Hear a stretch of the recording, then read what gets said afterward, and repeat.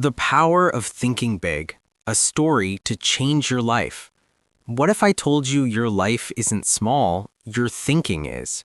One simple question and one quiet moment can change everything. Please listen until the end. The message is simple, but the impact is life-altering.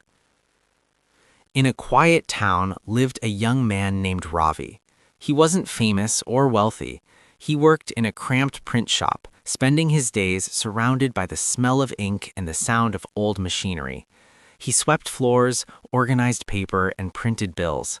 His world felt narrow: one table, one machine, and one small window. Through that window, Ravi watched the world go by. He saw people walking with purpose and cars speeding toward big destinations. Deep down, a voice whispered, "This isn't where you belong." Ravi used to be a dreamer. He loved art, bold colors, and design.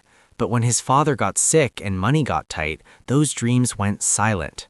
He told himself, "Be realistic, stay safe, don't aim too high." Every time he had a creative idea, fear hit harder. What if I fail? What if people laugh? So Ravi settled. He worked, he survived, but he felt empty. One evening, after finishing a long shift, Ravi sat on the shop steps holding a poster he had designed in secret. For a second, he felt proud. Then the fear returned.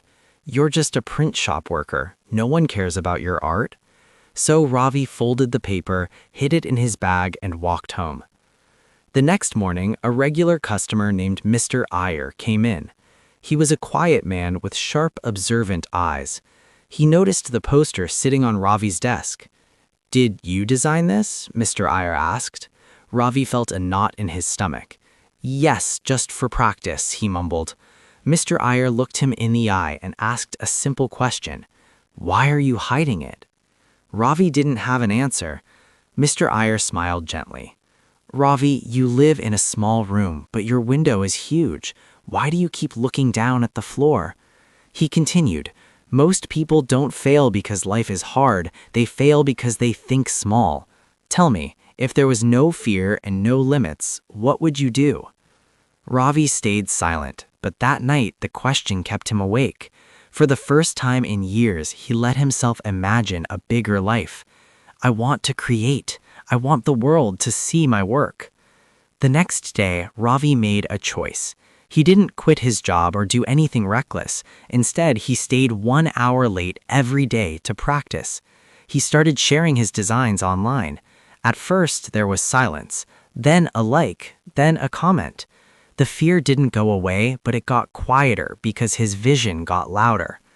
A few weeks later, a local business owner walked in. "I saw your work online," he said. "Can you design my new brand?" Ravi's hands shook, but he said yes. He gave it his all. Word began to spread, not overnight, but steadily. Ravi was still in the same shop, but he walked with his head held high. One evening, Mr. Ayer returned. He saw the change in Ravi's eyes. "Did you finally clean that window?" he joked. Ravi smiled. "No, I cleaned my thinking." The lesson: life doesn't change the moment your circumstances change. It changes the moment you do. Your thoughts are the blueprint for your future. If you think small, your world stays small. When you think bigger, you grow. Not always easily, but surely.